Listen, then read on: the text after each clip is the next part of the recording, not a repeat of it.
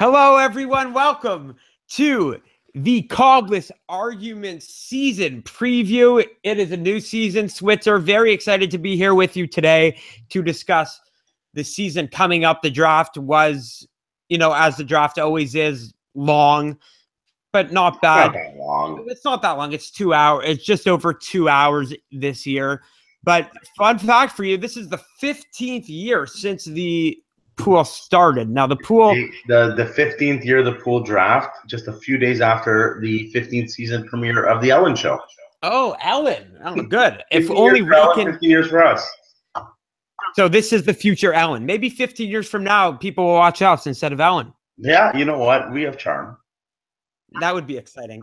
So anyways, in that first season, only 3 members of that inaugural season still do exist.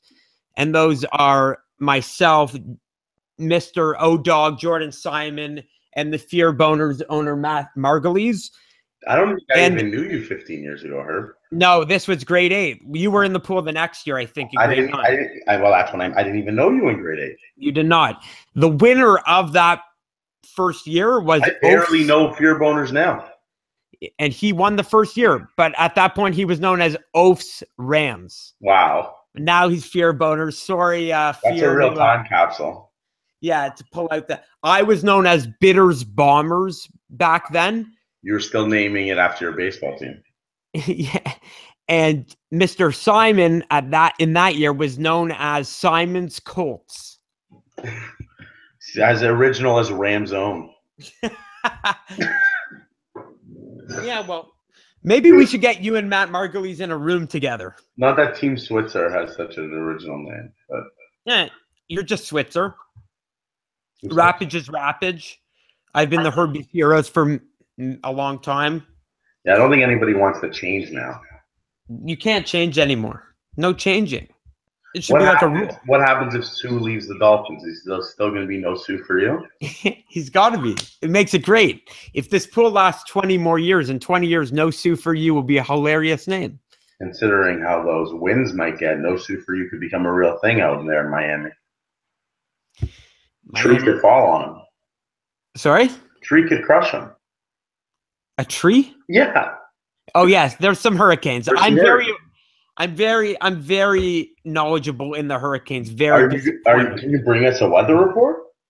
Yeah, the weather report is fucking Hurricane Irma is going to hit on Sunday, which has now pushed the Dolphins Tampa Bay game to week 11 when they're both on bye. No buys.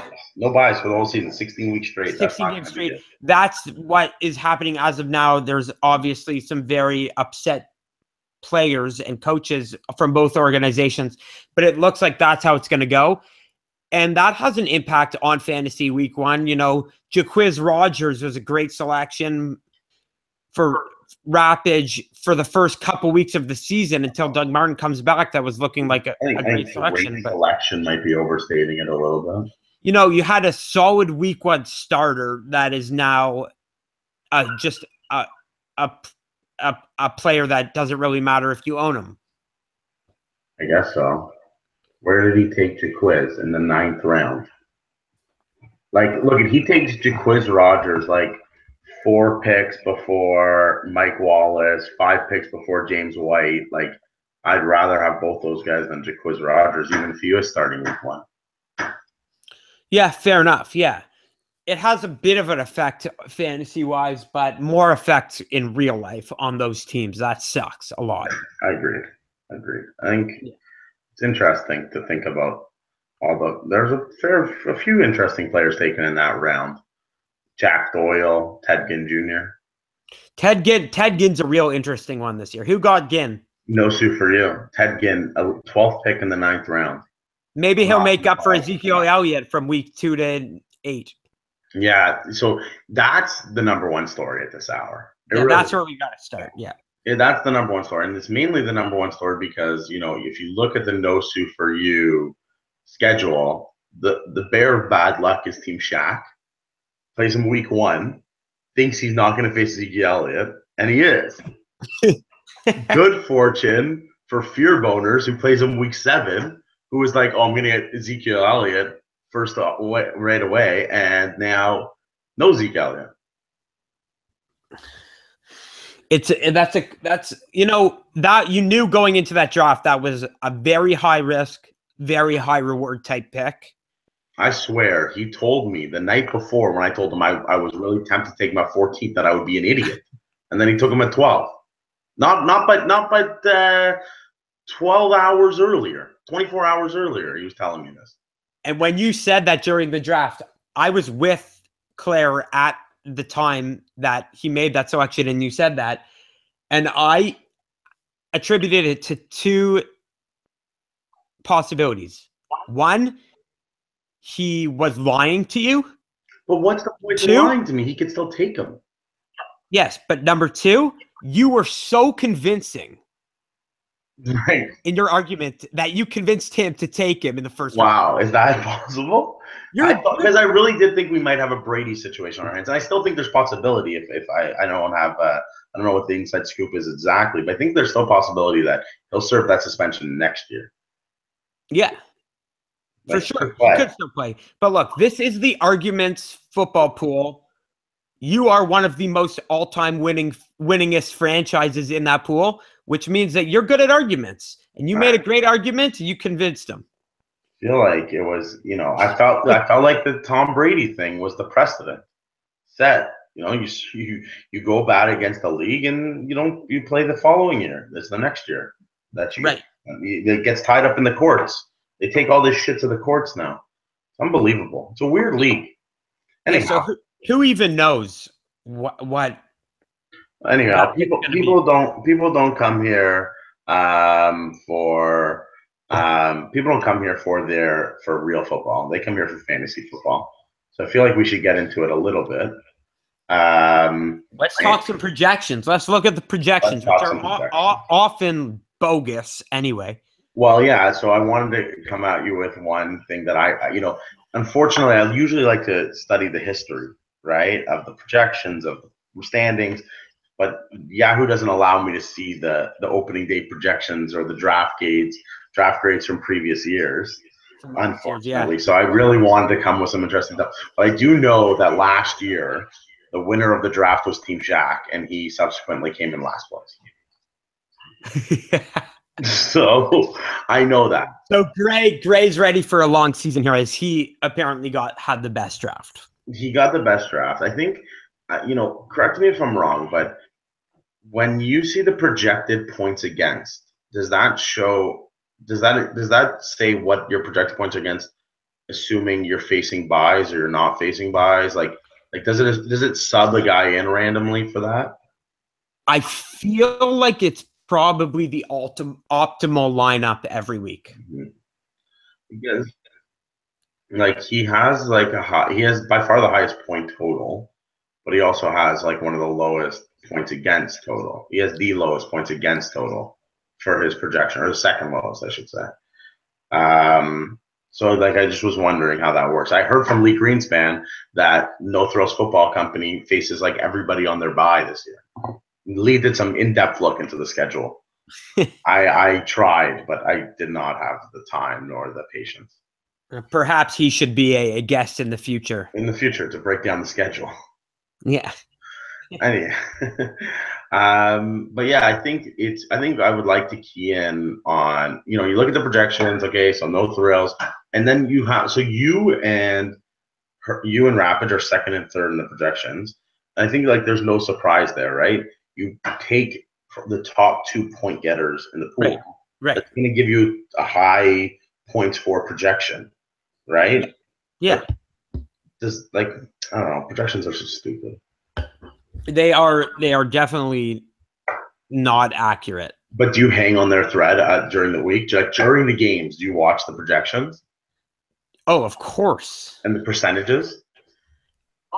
Always. My favorite, I at one point last season, maybe in the last 2 years, had a 3% chance of winning a week that I ended up winning. How many times? One time. I was a 97% underdog. Do you remember the time?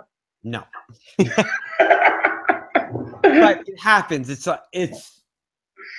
Yeah, I know. Anything happens. Okay. See, I thought it was an interesting draft. were there John took Denver very early. terrible pick? And at that What about- point, that's what I thought. I was like, that's ridiculous. It's way too early. And It then was I did another draft later that night, and then another draft last night, the next night. And Denver went so early in both of them, too. But why? Why does that? That doesn't just because there's more than one idiot doesn't make it any less of a good pick. No, it's not a good pick. You know what? You know what I thought was interesting, and there was a lot of this throughout the pool. Like really, like number 2 running backs that were taking really late in the draft that are either an injury away, but also guys that are like in a battle for starting jobs, or that like you're like that guy's not that much worse than the starter for that team. Yeah. He's drafted so much later. Like I was super pumped when I took Joe Mixon, right? I really wanted him coming into the draft. Took him at the bottom of the 3rd round. Mm-hmm. Okay. And then Jeremy Hill goes, I want to say 9th round, 10th round. I think it's the 12th round, if I'm not mistaken. And he's inked in as the starter for week 1. Right? So it's like there was a lot of that. Jeremy Hill, goes in the 8th round. Sorry, the 12th pick of the 8th round. It's a lot further down the way, right? Like there's a lot of that. I forget where it is. I'm looking it up as we talk. Jamal Charles goes like really late in the draft. Okay? He's a guy who is the backup in Denver, right? And I think I have that right. Yes? Yep. He's the 12th pick in the 11th round. Okay? He's the backup in Denver. He's an injury away from playing, and 2 years ago, he's like the 5th best player in the league. And now he's the 12th pick in the 11th round. What, like, that's great value. Yeah, for sure. But like those guys, every year, those are the type of guys that steal the pool, right? Like it was a couple years ago, a few years ago, I guess 3 years ago now, Devontae Freeman and Tevin Coleman were the 2-headed monster in Atlanta, and both went in the mid to late rounds. And both ended up being viable fantasy players. Devontae Freeman, one of like the best. But if you look, so Charles goes there, right? But those guys both go in the mid rounds.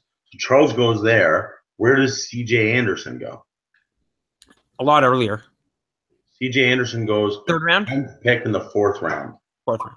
So you know what I mean? And then, or here's another good example of this: 4th pick of the 13th round to ODog, DeAndre Washington. Okay, that's your backup in Oakland. Yep. 10th pick of the 3rd round, Marshawn Lynch. Yeah, that's an interesting one. Lynch. So like 90 picks later or something like that, you get the backup to him and I understand why everybody, like there's a lot of good players. Not like I can sit here and look through it and be like, wow, you should have taken him here, you should have taken him there. Yeah. But it's just that these are guys that are taken so much later that are not only one injury away, but like in the case of a DeAndre Washington, in the case of a Jeremy Hill, they could be as good as their starters for their teams. For sure. And that's why often it's said you win a football pool draft in the late rounds. Right. You know, because the first 3 rounds are the obvious selections get picked there. But that's why taking Denver is such a bad pick. Taking Denver in the 7th round before any of the guys that I just mentioned as backup running backs are taking is such a bad pick. How much worse off are you with Arizona or taking Justin Tucker in the 11th round? That one's even worse to me because I don't think it is. Well, look, defenses have some consistency to them. Justin Tucker had an insane year last year. Okay, but he's a kicker, and kickers, I agree with you. I think they're all the same. They're marginally better than the others. Whereas defenses, there's really good defenses and really bad defenses. Kickers, if you're playing on a high-scoring offensive team, you're going to get a lot of points as a kicker, probably. Probably, yeah, I agree. I just think it's just a weird situation that you could be a guy who takes, like I say, like to take him in the seventh round. So, like I said, every single one of those guys was taken after him, right? Like Yep. all the people that we just mentioned. If you look at the Denver pick, like who's the next pick after him? LeGarrette Blount, it's a starter running back. Yeah. It's a In a starting running new back. in a new offense where he doesn't have Tom Brady and he's not. LeGarrette Blount was an awesome fantasy player because of the touchdowns and because of the scoring ability. He wasn't like a big yardage guy. So in Philly, is he going to be able to? Who knows? But still, he's better than Denver. 5 picks later, Terrence West goes. He's the starter in Baltimore. Very interesting development. I just thought about totally off topic, like totally. I appreciate it. Yeah, switch it up. Tobe selected one defense. I know. I think Simon is really to blame for this. Simon's been shaming him for years, and now Tobe doesn't do it. And because Simon shames him for years, Tobe doesn't do it, which is disservice to 13 other managers. We should have been encouraging him. We should have been telling him how great he was doing. Yeah, you're really smart. That's a really smart move to take. For like 3 years in a row, Tobe made a trade in week like 15 when he was barely in the pool that boosted someone to a championship for 3 years in a row. And then he got shamed and shamed and shamed for it to the point where he's now made the playoffs and he's one of the top teams in the league every year. We shamed him into becoming a better manager. That's bad. Simon made Tobe a better manager, and that is a disservice for sure to everybody. Yes. I also blame Lee Greenspan. A lot of shaming happening. When you got someone who's bad, you encourage them to continue to be bad. In a way, we're all to blame because I'm sure we all ganged up on Tobe during a draft when he picked his second defense, being like, "Here we go." We have at the same time. I recuse myself. No, I don't know. It's true though. Nobody. I think the only person that has two defenses on their team, if I remember, is Mogul. For me, I don't think having two defenses is such a horrible thing. It saves you a draw. I think drafting two is a bad thing. So the way I looked at it, so if you draft a great defense here in week one, so Green Bay is playing. Who are they playing in week one? Oh, so if you took like the Bills who are facing the Jets, let's say. Right, exactly. But I can't remember who Green Bay is playing in first week. I know they're playing a very tough defense. So if you pick a good defense, right, but they have a tough matchup like Green Bay offensively. Bay is facing Seattle. Right. So you take Seattle's defense. You don't necessarily want to start them week one against Green Bay when you could pick up a team like you said, the Bills. I agree. So the way I look at it is like if you have if your defense has like a week 4 bye, right?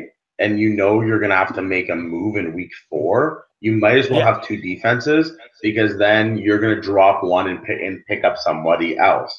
But if your team has like a defense as a late bye, then like you're gonna hold on to a roster spot for most of the year for a defense that probably never plays. Maybe you find a matchup. Like, I think that's probably not the way to be. Yeah, and like I have Rams defense, which is an okay defense. Right. Week 1 against the Colts, great. Yeah, I think the same logic applies to your tight end. Yeah, well, tight ends. There are tight ends with more consistency, but when you get to the middle range of tight ends, but I mean, some teams will draft a backup tight end, and some teams won't, right? And for me, like there was late in the draft, like I kind of wanted to take Dwayne Allen because I felt like if Gronk got injured, right, that would be he could be amazing. Doesn't even matter. Like New England's had times where they've had their backup tight end has had huge games. Yeah. So I thought to myself, well, I'm going to draft him. But then I thought to myself, I have Greg Olsen. Olsen has a week 11 bye. There's no point at which I'm starting Dwayne Allen until week 11. So I'm gonna not draft someone else, like no matter who that other person is, to store Dwayne Allen on my bench for 11 weeks. No, I'll make a drop at that moment. I'll have someone on my team that's taking up space because they're shit, because that's how it goes, and I'll make a drop at that point. Well, when it comes to tight ends, I'm not the guy to talk to. I obviously have a bad track record. The Jared Cooks. I took Jared Cook again. You can't help it. You got a hard on for that guy. But he's athletic. He does have the worst hands ever. He drops a lot, but he is athletic. But I do have Delaney Walker as the starter, so whatever. Good. Like, I'll never start Jared Cook. Delaney Walker, a victim of the number theory. Of the what? The number theory. He looks huge wearing number 82. Looked tiny wearing 46. I'm telling you, you've heard me talk about this before. Guy's massive. If Dez Bryant wore number 11, he looks skinny. Wears 88, he looks buff if and big. Julio Jones wore 88, huge. Julio's big enough, but he doesn't look wide. He looks no, thin. he doesn't. He looks thin. It's true. It's if he wore 88, man, holy, you'd be like, whoa, that guy's massive. It's a good point. I'm telling you, it's a real life optical illusion. So it's fucked up. Well, I can't believe it's taken this long into the podcast. I know you got to go soon, and we got to wrap it up. I got time. But Terrell Pryor's coming home. Coming home. I knew it. I called you out on it, eh? I was so mad. I was in the room with Rapid and Claire. I was like, fuck you, Switzer. Shut the fuck up. Oh, that was great. But you know what? I think we're old enough now that if you know someone really wants someone, you don't go out and sabotage them just to like fuck with them. Well, you don't fuck yourself over. I don't know. Like, I guess you're saying that's an age thing. I'm just saying in general, like, I see no reason to fuck myself over to hurt you. Yeah, but at the same time, I'm an idiot because I'm sitting there thinking T.Y. Hilton is the pick. Right. And I can't help my desire to have Terrell Pryor on my team that I take the pick I don't necessarily think is as good. So I think Terrell Pryor is going to be real good. I think so too. It's the reason I targeted Kirk Cousins. Well, he's the fucking man. He's so cool.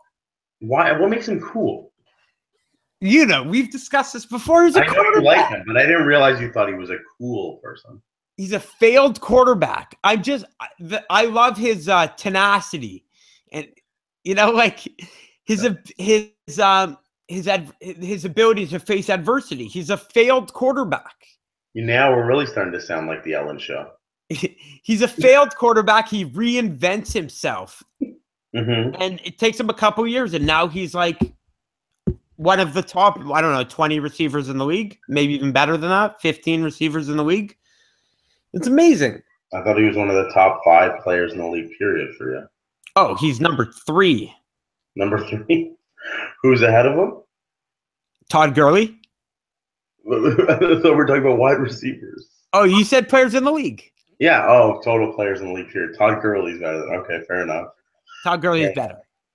And I want to examine. I don't know. Maybe Aaron Rodgers and Todd Brady. I'll give Terrell Pryor number 4. Terrell Pryor number 4. Okay. I want to examine the idea of like players that are taken really late in the draft that used to be like top players in the league. Okay. Because I think that's like an interesting idea. It's like when I talked about Jamal Charles. Yep. So here's a good one. Eddie Lacy. Latavius Murray. 10th pick in the 13th round. He's a good player. He's probably like, I don't know where he goes last year, but probably in the top 3. The thing was though, is he was a highly drafted player one year, but he didn't live up to it. Right. He never was that good a fantasy player.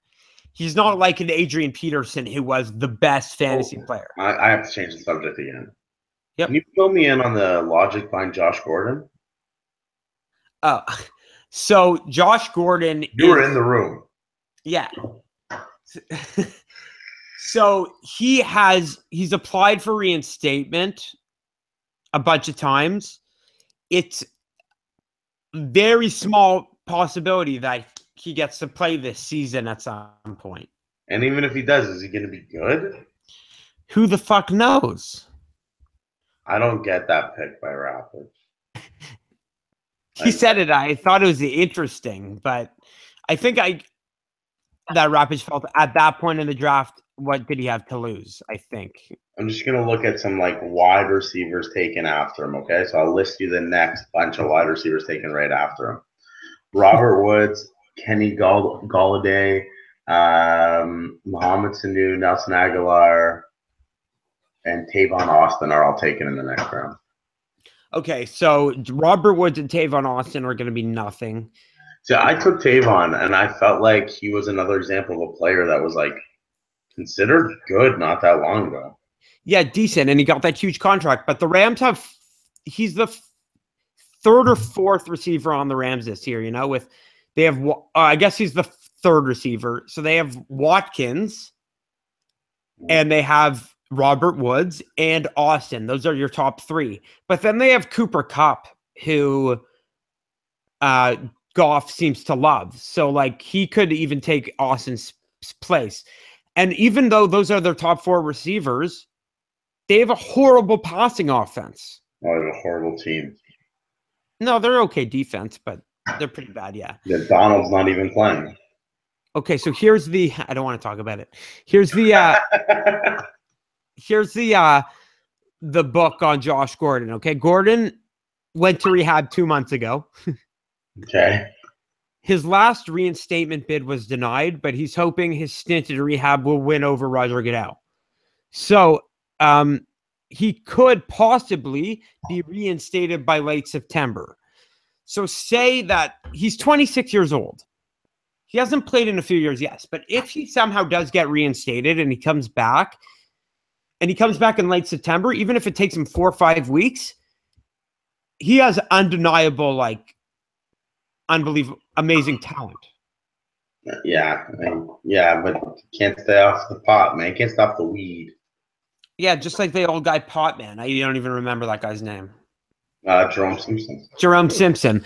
The guy ordered 2 pounds of weed to his house. It got caught, and then they searched his house, and he had 6 pounds of weed inside. Didn't Zach Randolph just get caught with a whack load of weed? I didn't know that. Pounds, but like a couple. Yeah. Pounds. Like, the only reason you need pounds of weed is if you're dealing weed. Yeah, but even like Zebo got caught with enough weed to sell. He just signed like a $40 million contract like 3 weeks before that. What are you doing? What do you do? Exactly. What are you doing? Okay. I want to wrap this up, Herb, with two things I'd like to do. Your preseason prediction for the champion of the league. Don't pick yourself, just make it interesting. And a bold prediction for the season. Oh, actually, no. Right. You know what? Mull on that for a second. So take that in, see to consider what you want to go with. But before that, we do need to preview the. I believe it is. What do we say it is? The Week 9 matchup between Herbie's Heroes and Team Joseph. I was gonna get into that in my bold prediction. Okay. So there you go. Let me lead that. Take it away, Herb. Well, based on the history of the matchup, if I win, that's pretty bold right away. Guy fucking That's not bold. Last year, I was a playoff team versus what we discussed as the worst team in the history of the pool. Yep. And he beat me. So that's your bold prediction, that you're going to beat him. I'm going to beat him. Okay, Tom Brady's going to throw 4 touchdowns. Tom Brady is on bye. That is a bold prediction. He's going to get traded. It's a bold prediction. He throws 4 touchdowns that week. Wow. All right. So, can I point out something about your team? David Johnson will rush for 4 touchdowns that week. Okay. And I will edge out Joe 117 to 112. Okay. That's the exact score. That's a bold. That's bold, right? It's a 5-point game. You know what I hate on your team? Amir Abdullah. I hate it so much. I can't. Why'd you pick him? He's the worst. He's the most At that overrated point, I player. needed the running back. I didn't know. Like, He's the out most of, overrated player. Every year, people think he's going to be good. I don't think he's going to be good. If you were with me during the draft, you say, I like my team. I hate Amir Abdullah. I hate him. I'd rather Theo Riddick. I wanted to get Riddick later, but then I missed out on him. Yeah, Team Shaq took him. We were sitting there, and he was like, "You guys take Theo Riddick?" I'm like, "I like him better than Amir Abdullah." Okay, so week 9, you win 117-112 over Team Juicef. And 4 touchdowns from David Johnson. Their current projections, with a lot of buys in play, have you as a 52% chance of winning. I'm a 63% favorite? 52. Oh, I'm a favorite, though. That's sweet. Yeah, they're favored to win by 1.52 points. Sweet. Okay. Do you have a winner pick for the season? I'm just looking into it right now. I think I'm going to have to go. Oof. I don't really like it, but I'm going to go with the Ram zone. Wow. Okay. Can we hear your thinking, or is it just a win? It's hard to pick. It's hard to make a next pick. to impossible. Exactly, right? So I look at potential upside. I like AJ Green a lot. Like him a lot. How could you not? Always have. I think Stafford is a very, very good fantasy quarterback. But the big guy is, Leonard Fournette. I like Leonard Fournette. There was a point in the draft where he was like, I'm really bad at running back. I was like, I like your running back.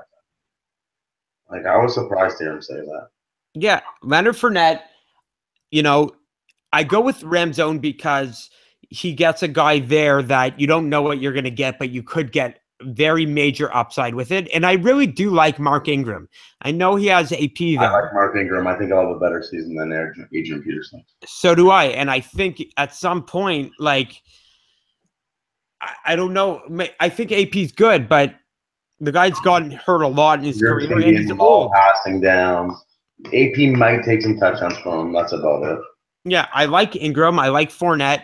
I like Stafford. And I think his receiving core has to be one of the better cores in the league. He's got Hilton, Crabtree, and AJ Green. It's really good. Really good. Yeah. All right. That's a good pick. I'm going to go in with. I'll start with my winner pick, and then I'll get into my bold prediction. I'm going to take with my winner pick the lovable losers of our humble fantasy football pool. O-Dog? Team O-Dog. Yeah, I think Team O-Dog has a really strong team. If the best wide receiver core isn't what you just said, it might be his. He's got Julio Jones, Demaryius Thomas, and Devontae Parker when he's playing, and I guess he's starting Rashard Matthews this week. He's got Dalvin Cook, which is so his question marks are probably running back too, because Dalvin Cook supposed to be really good, but we'll find out. Right. And then I really like Danny Woodhead as his other running back. Well, he's in a high passing offense this year, and a guy that's Flacco throws to his running backs constantly. Yeah, so it's pretty. That's right. That's a good point. Yeah, Martellus Bennett playing with Rodgers, high upside there. Yep. And Jameis Winston is his quarterback again, high upside. So, I think it's a pretty good team. I would pick him if that's my pick. And my bold prediction. If the team name wasn't O-Dog, I'd love your pick. Fair enough. I hate to do it. I hope he doesn't win, but there's a lot of teams I'd rather win than his. Hein. And then my bold prediction, okay, is that I hope this is bold enough, but I'm going to predict a team that's only going to win one game for the entire year. That's bold. It's okay. Bold. I predict the Pure Boners wins one game for the year. I really am not a fan of this squad. Okay. I gotta take a look at this. Let me start with his quarterback, Dak Prescott. I don't like it at all. I don't know how he picked Dak Prescott. I actually want to look at the draft. Take him over Rivers, did he? I want to say he did. He'd take him over like a bunch of good quarterbacks. He takes him in the 9th round. Okay. I want to say where I'm just trying to scroll through here. So Stafford, a guy you just hyped up, was the next quarterback take. Okay. Yep. Then Luck was taken after that. Rivers was taken after that. Carson Palmer was taken after that. Like, I would rather every single one of those guys. Yeah, in the first 3 you named, Luck, Stafford, and Rivers, all have the potential to be top 5 fantasy quarterbacks this year. And Carson Palmer. I don't like him as much. I don't like him as much either, but he was 2 years ago, he was the best quarterback in the league. Yes. But he took a big step back last year, and he's pretty old. I agree. But yeah, I agree. How's this for a bold prediction? Brian Hoyer has a better fantasy season than Dak Prescott. That's bold. Shanahan is my hero. Okay, so anyways, I'll start there. His wide receiver, so he takes Antonio Brown, who's obviously really good. And then he has Tyreek Hill, who is a skill player, but no wide receiver has big numbers when Alex Smith is quarterback. No, because he doesn't throw touchdowns to receivers. Exactly. Then he has James. Jeremy Maclin a couple years ago had a huge year yardage-wise with Alex Smith, and he got 2 touchdowns, I think. Correct. Then he has Jameson Crowder, who I do like. I like Crowder. Nothing bad to say there. His running backs are Lamar Miller. Houston is they're known for running the ball well. Usually a good running team, but I get it. But I mean, last year he ran for 1,000 yards, just literally 1,000 yards. I don't know, injury prone. And then he has I like Kareem Hunt. If you asked anybody who Kareem Hunt was 10 days ago, they wouldn't have known. No. Right? He was nobody, and nobody had him on their radar at all before Spencer Ware went down. I feel like before Spencer Ware went down, West, I don't know how you pronounce his name, but West would have gone ahead of Kareem Hunt. Yeah.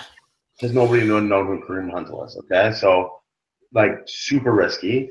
And then tight end, Eric Ebron. No good. Okay, now, I will say, for his credit, he has some interesting players on his bench. Bilal Powell is high potential. Jeremy Hill has potential. He has Jordan Matthews on his bench and Taylor Gabriel, who have both. I think all those guys have potential. But, I really, that's my bold prediction. 1 win year for the Fear. 1-11 for the 1-12. 15 years after being the first ever winner in the pool, you take them to come last with 1 win. And I'll also predict that 15 years later, the Ellen Show gets canceled. Do you love how this podcast just came absolutely full circle? We just finished where we started. That wasn't even planned. Good stuff. I've tried to run a through line of the Ellen Show throughout today's podcast, which I, with no shame, will tell you I am a fan of Ellen. Big fan. She's great. I like it. I watched the YouTube videos. I was earlier tonight. I was watching some of the reason I know it's the 15th season. I was watching some stuff on YouTube earlier today. And she's got that dance. Maggie, what's the dancer guy's name? Twitch. Yeah, Twitch. He's cool. I know Twitch. Like him. If you could have asked me, I would have told you. I'm a fan of Ellen. I like Ellen too. Maybe one day she'll have us on the show. Yeah, who knows, man? We'll do something funny. We'll get a bunch of views on YouTube, and she'll fly us out there. Yeah, that'd be nice, man. And then she'll give you, and all of a sudden she's like, "My friends from Shutterfly are inspired by your story, and I want to give you $5,000." That'd be nice. I'd enjoy that. Oh, there was this great. Can I tell you about this? I know this is unrelated to fantasy completely. There's this amazing Ellen thing that I really, really love. So she does this thing where she gives people like $5,000, $10,000. People at Shutterfly are so inspired by you, right? So there was this guy on there, and he was doing some being helping people out, whatever, right? So they were like, Shutterfly is so inspired by your story, and they want to give you $10,000. And he had this look on his face. He was so pumped. And they're like, to your favorite charity. And he like sunk in his chair, and he was clearly like so disappointed. Like he thought he was getting 10 grand, and they're like, and it's to your favorite charity. Oh God. It is so good. I watched this over and over again, just laughing my ass off. Pretend a nice person who's a piece of shit. You'll have to send me the link. I have to find it. It's not like you can't. I don't think it's not like it's on YouTube as like guys disappointed, money goes to charity. It's just something like I was watching and I just noticed it. Yeah, that's my final note. All right, everyone, that does it for the season preview edition of the Cowboys Arguments Football Podcast. We'll see you post week 1. My cruise has been canceled, as all my cruises always do. So I will be watching week 1, and we will have a podcast probably, let's say, Tuesday. Are you hosting Chills? This weekend? Yeah. No, I won't be hosting Chills. The Chills have been moved due to the the DAZN. Oh, right. I don't have to host anymore. Wow. I'll talk to you off air about who's hosting, I guess. So we'll be moving around. I will let you know who's hosting, and I can tell you that you are. I was checking out the app today. I was not. Well, I'll talk to you about this later. I was not impressed. I enjoy paying a lot less money, but yeah, but I used to use NFL Game Pass, and the actual app was really, really good. And the DAZN is not. Changing between games is a huge pain in the ass. Well, I will be putting Red Zone on for the most part. Yeah. And watching the on the season pass on like the online game day, you could do 4 screens on one. Yeah. It doesn't allow you to do that. Yeah. So like when I was out away, I didn't have 4 TVs. You know what I mean? I have 1 TV, but I put about 4 games on the 1 TV. Right. You can't do that. Anyways, so yeah, there are Chills. I will let you know. I hope you all enjoy week 1. We'll see you next Tuesday. Switzer, it's been a pleasure. Good times. Good talking to you.